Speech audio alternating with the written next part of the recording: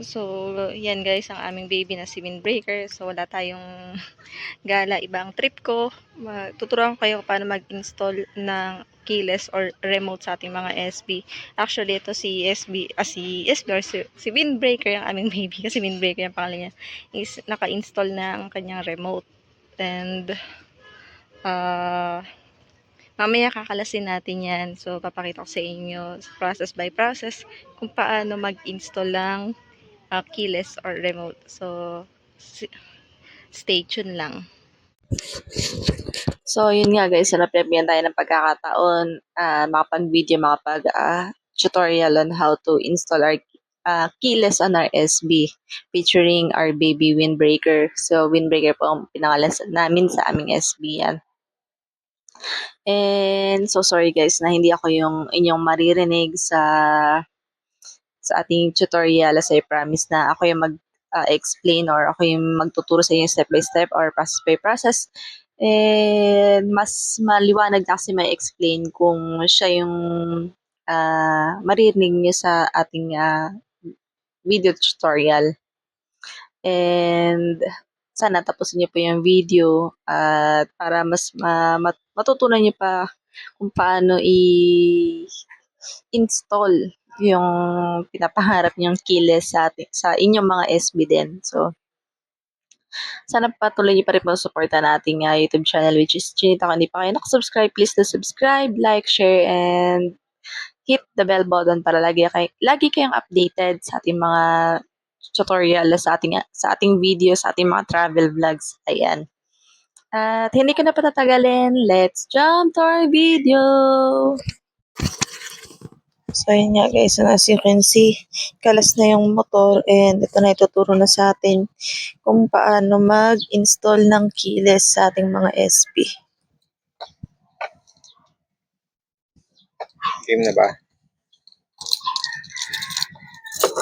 So, unang step, i-trace mo muna alin yung wire ng susian. Tutok mo dito. So, kinalas ko na to. Pero ito kasi yung sa wire ng susian. 4 na pin yan. 4 na wire yan. Punta dito. Pero yung gamma natin, 2 lang ang wire na ito. Ayan, pag tingnan nyo maigi to. Nakikita ba? I-zoom mo ano kanto. Yan. Nakikita nyo, 2 lang dyan yung active na pin. Sa kabila yan, 2 lang yung wire nyo. Ayan. So, una nyo ito-trace, alin yung live wire. Yung kahit hindi ka nagsususi, may supply. Ito yan. Yung live wire na yan, kulay-pula yan. So, ang mangyayari dyan, pag wala pang keyless, pag sinusian mo yan, magkakaroon dapat ng ilaw sa kabila. Pag sinusian mo na, kung nakakonekta yung susian. So, ganyan dapat mangyayari dyan. Ngayon, yung function na yun, dilipat natin sa remote. So, kailangan kita yung test light yan.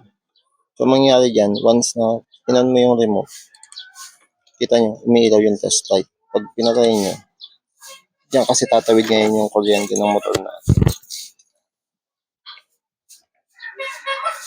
So, nakakonekta na siya. Pero kung napapansin nyo, ito, iba yung kulay niya kasi ako lang naglagay nito. Kasi itong gamma natin mainit. So, para additional protection sa wire natin. Hindi ba sa magkaroon ng sunog. Naglagay tayo ng insulating tube. Tapos itong isang tinanggal natin para lang naman to sa ating regulator. So, balik na natin yan. So, yan. So, pag-usapan natin ngayon yung dito sa ating relay. Ito yung relay ng remote. So, suggestion pala kung kakabit kayo dito, kung hindi pa kayo masyadong sanay sa color coding, as much as possible, gayahin nyo yung color coding ng stock ng gamma natin. Nakasunod sa pattern ng Honda. Yung green, kagaya nito, negative yan. Tapos yung pula, kagaya nito, yung solid na pula, positive yan. Positive na may supply kahit hindi ka nagsususi. Yung black naman, na wire natin, yun naman yung magkakaroon ng positive pag nagsusi ka. Yung tinatawag na accessories wire. So hangga't maaari, sundin natin yun. So itong relay natin, meron niyang 5 terminal. Itong pinaka nasa dulo na to, yung malapit sa ilaw niya na nagde-determine kung nakaprogram ka o hindi. Negative yan. Kaya halos wala akong makitang kaparehong kulay. Kaya pinilit ko lang gray na may lining na yellow. So nakasunod yan, papunta yan dito. Sa battery natin, naka-negative yan, nakatap sa negative. Tapos, etong kasunod yan, positive naman. So yung tip ng test light natin nasa negative, kaya iilaw yan. Next time, magdi-discuss tayo ng tutorial paano paggamit ng test light. So, yan, positive supply, negative. Once na may supply na yan, pwede mo na i-program. So natin pag-uusapan yung programming ng remote. Tapos, eto, yan yung positive supply. Yan yung main source. Ngayon, etong black na may lining na white, yan ngayon yung ginamit kong accessory wire na nakakonekta doon sa susian, sa black wire. Doon kaya ang pinagapang. Ngayon, pag mapapansin nyo, i-angat ng konti para makita yung test light yan. Default may supply yan. Umiilaw yung test light, diba? Ngayon, pag nagpindot tayo ng remote, ang mangyayari dyan, yung black wire na may lining na white, iilaw siya. Ayan. Ibig sabihin, may supply na yung motor natin pag gagalaw. So, dito ko lang siya nilagay sa part na ito ng gama kasi dito yung medyo maluwag at saka tingin ko medyo na hindi siya basta mababasa.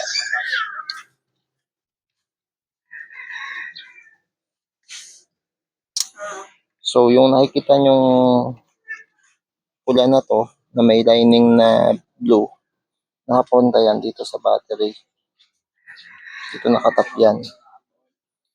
Pero dumaan yan sa fuse para additional layer ng protection. Kung sakasakali magkakaroon ng short circuit, meron tayong protection. So, ganyan yung pagko-connect ng para magkaroon tayong keyless function. Subukan natin kung matudukot natin yung dito sa susian. Kasi hanggat maaari.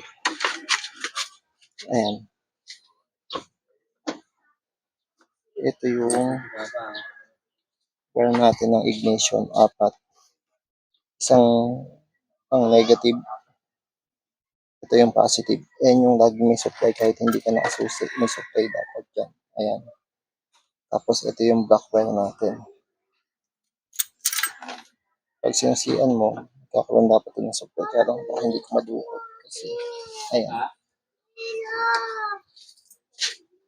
Kapag pinatay mo yung susi, patay yung ilaw, yan siya magkakasupply. So, still functional yung susi kahit may remote tayo. Meron din siyang sariling relay. Ito yan. Yung sariling relay, yung remote ng starter. Yung positive nitong relay na to, tinap natin dun sa black wire para dun na siya magkakaroon ng supply.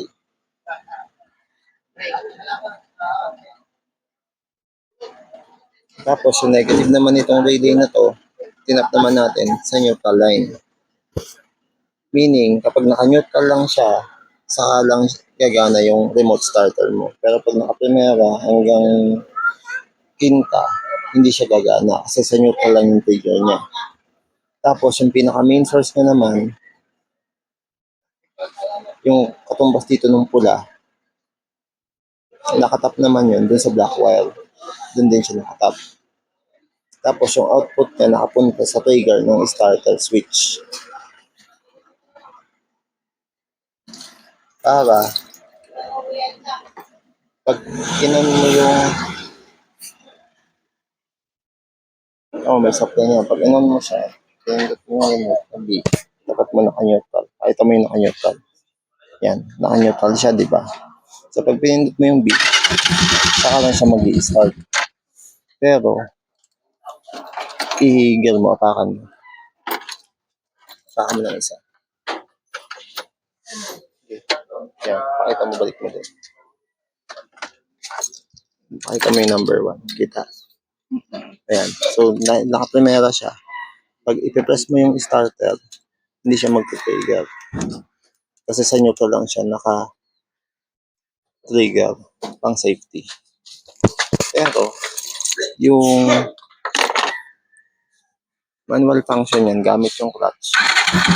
Magana pa rin.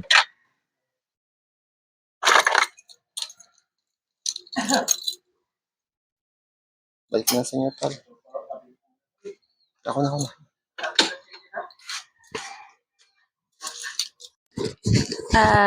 Yun guys, kung hindi niyo po na nasundan or medyo nalilito kayo sa installation, pwede naman po tayo magkaroon ng live tutorial. Also, kung hindi niyo pa rin makuha, pwede niyo po kaming or pwede niyo po akong dayuhin dito sa aming bahay para si Master or si aking asawa ang i-install ng inyong mga SP at para maikabit na ang inyong mga keyless project. Yan. Para makulayan na yung mga drawing na mga keyless. Ayan. Oh, drawing na mga keyless. Kasi, ayan eh, matagal ng drawing ng namin mag-asawa na lalagyan namin ng video tutorial. So, hindi lang tayo nabinigyan ng pagkakataon dahil nga sa sobrang sama ng panahon, dahil nag-uulan na itong mga sumunod na araw, dahil hindi natin makalas, hindi natin mabuksan para mapakita sana sa inyo. So, yun lang. At sa mga gustong dumayo o pumunta dito para magpakabit ng kanilang mga keyless, i-message nyo lang po ako sa ating Facebook Facebook page sa ating Chinita Out TV. So, idadrop ko na lang po dito yung picture. Same with my YouTube channel. Please do subscribe. Again, subscribe, hit, like, share para alam din na iba. Yun lang. Maraming salamat. Bye! RS everyone! Peace!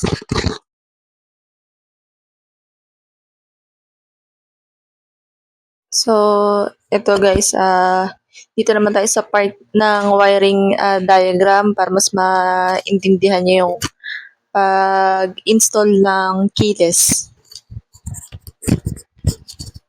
Okay. So, kagaya ng video kanina, ang unang trace natin, yung si Ann.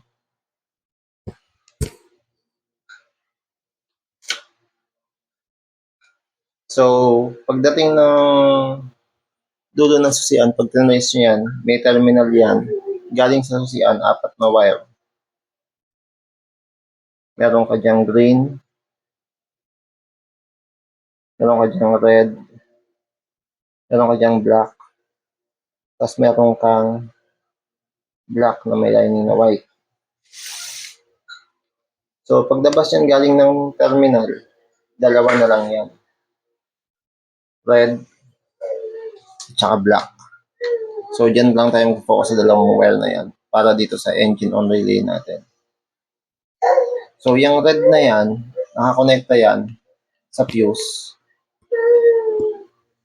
Tapos, papunta yan sa battery natin, sa positive terminal ng battery.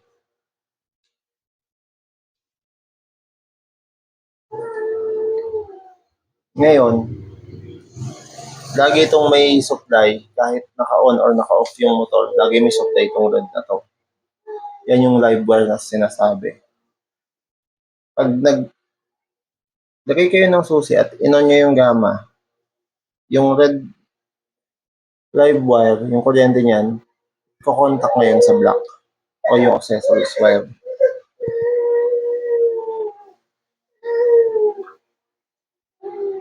Magkakasupply siya ngayon. So, yung same functionality na yun ang kukuhanin natin para dun sa relay natin. Sa relay natin, kung nandito yung indicator light niya, meron kang 5 terminal dyan. 3, 4, 5. Yan. So, yung unang terminal mula sa indicator light, negative yan. So, kulay green, hanggat maaari, magbibili kayo ng wire, sundan nyo yung dating color code para sa mga susunod na gawa, hindi kayo malilito. So, yung kulay green, ilalagay natin sa negative. As much as possible, diretso nyo sa battery mismo. Minimum na gamitin nyo dito, gauge 18. na wire. Kung pwedeng gauge 16, kung ayaw ng budget nyo, gauge 16. Mas maganda. Tapos, yung number 2 naman,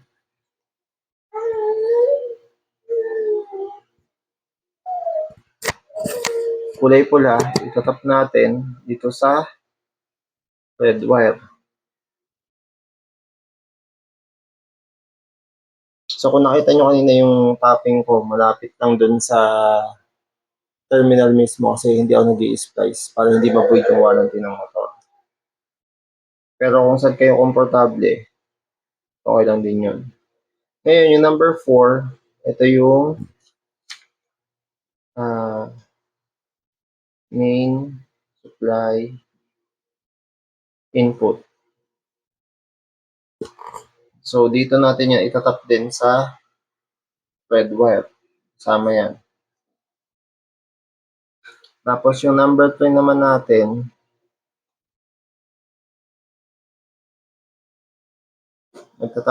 maglalagay tayo dyan ng kulay black.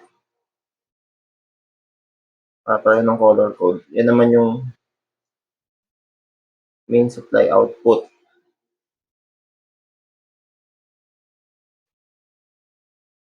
So, black to black, ikakabit lang natin siya dito sa black wire na galing sa terminal.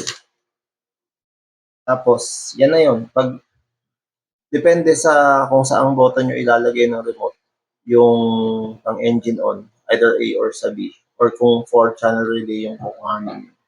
More on that sa mga susunod nating tutorial.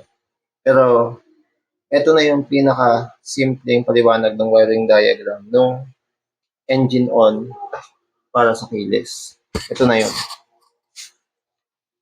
So, once na napagana nyo na to, pag gumagana siya ng maayos, tsaka kayo ngayon pupunta sa starter relay na keyless.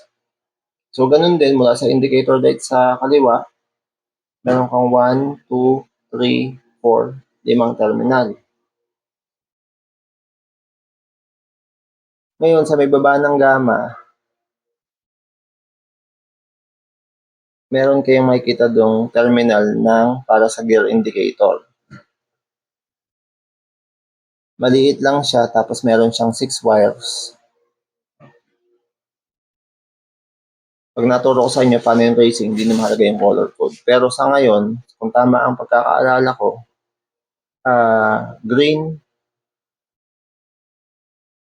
na may lining na red or violet yata yun, ang indicator ng neutral light. Ibig sabihin, nagkakaroon to ng negative supply kapag naka-neutral ka. So, yung negative mo dito,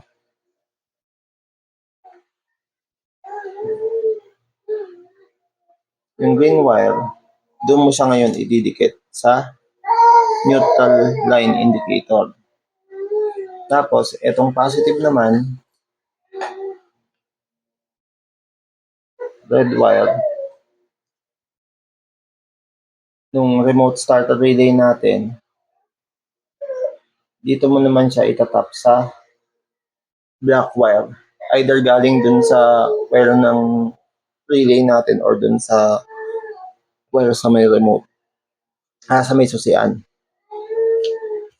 And then, yung main supply natin number 4, main supply input,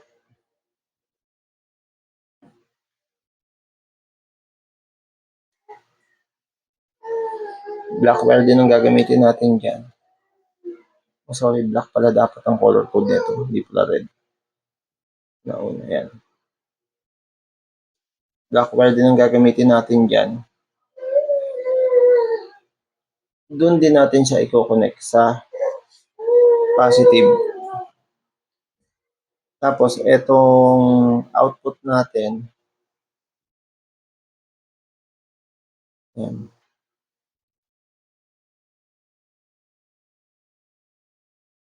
Output. Kung may makuha kayong red na may lining na yellow na wire, mas maganda. Pero kung wala, kung anong wire lang yung available, pwede na yun. Itatap nyo ngayon siya dun sa trigger ng starter.